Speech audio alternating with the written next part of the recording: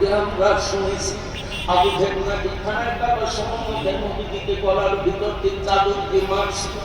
এই আবু জেহেলের নেতৃত্ব নবীজিকে 3 বছর সিয়ামে আবু তালেবের মধ্যে বন্দী করে রাখছিল।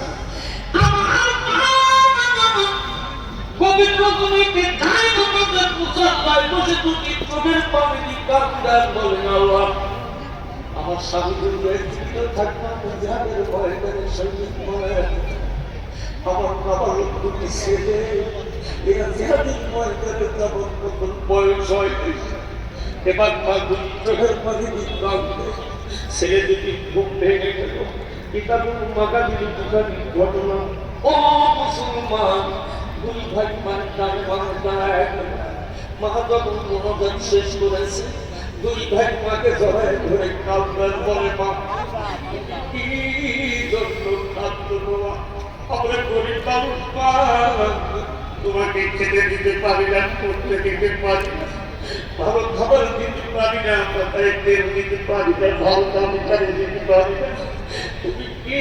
জন্য তুই চোখের পানি দিয়ে কাঁদতো বাবা চোখের পানি দিয়ে কাঁদতে বলে বাবা